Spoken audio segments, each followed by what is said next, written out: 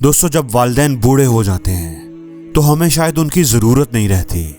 وہ ہمارے لیے اب کسی کام کے نہیں ہوتے، ہم پر بوجھ بن جاتے ہیں. ہم ان کی باتیں نصیحتیں سن سن کر پک چکے ہوتے ہیں اور ان سے چھٹکارا پانا چاہتے ہیں تاکہ اپنی زندگی سکون سے گزار سکیں. ایسے ہی ایک نوجوان آدمی اپنے بوڑھے والد کو اولڈ ہوم میں داخل کروانا چاہتا تھا.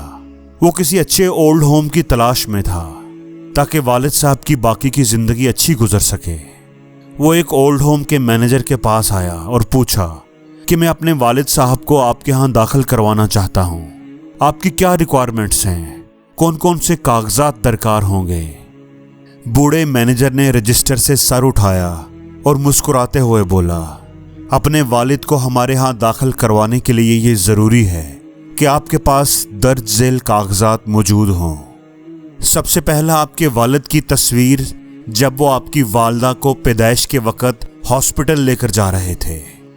اس کے بعد آپ کی پیدائش کے دن کی تصویر جب آپ کے والد نے آپ کو خوشی اور مسرت سے گود میں اٹھایا ہوا تھا اور آپ کے کان میں اذان دے رہے تھے.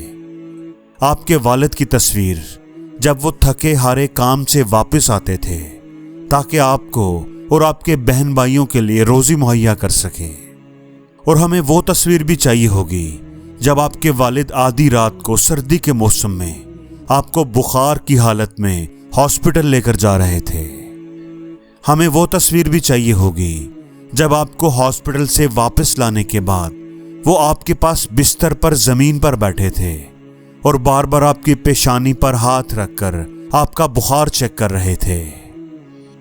وہ تصویر بھی آپ کو ساتھ لگانی پڑے گی جب وہ عید سے 1 ماہ پہلے سوچ رہے تھے کہ آپ کے لیے عید کے کپڑے کیسے خریدیں تاکہ آپ کی آنکھوں میں خوشی دیکھ سکیں اور آپ انہی کپڑوں کو گلے لگا کر سو سکیں. وہ تصویر جب وہ دنیا کی تھکان اور مشقت کو برداشت کر رہے تھے تاکہ آپ کے لیے حلال روزی مہیا کر سکیں اور آپ کو ایک قابل فخر انسان بنا سکیں تاکہ آپ ان کے بڑھاپے میں ان کا سہارا بن سکیں. وہ خفیہ تصویر جب وہ گھر میں داخل ہونے سے پہلے اپنے آنسوؤں کو پوچھ رہے تھے تاکہ کوئی ان کی حالت نہ جان سکے کہ وہ کتنی پریشانی میں ہیں. وہ تصویر بھی ہمیں چاہیے ہوگی جب وہ آپ کی پڑھائی کی فیس دینے یا آپ کے لیے موبائل خریدنے کے لیے کسی سے قرضہ لے رہے تھے.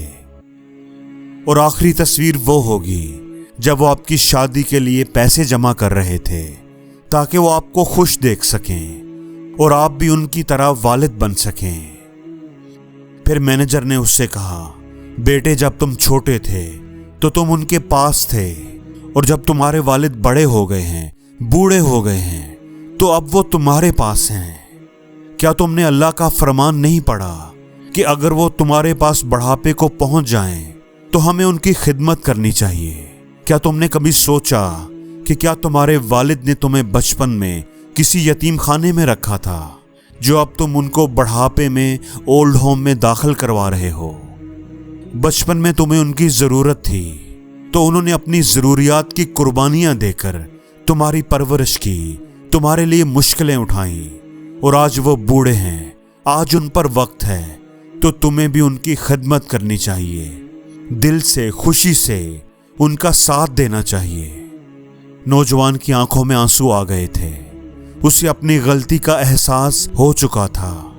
وہ بھیگی آنکھوں کے ساتھ گھر روانہ ہو گیا جہاں اس کے والد اس کا انتظار کر رہے تھے. اللہ سے دعا ہے کہ جن کے والدین زندہ ہیں انہیں ان کی خدمت کرنے کی توفیق عطا فرما. آمین. اے میرے رب، میرے والدین پر رحم فرما جیسا کہ انہوں نے بچپن میں میرے ساتھ رحم کیا تھا. آمین.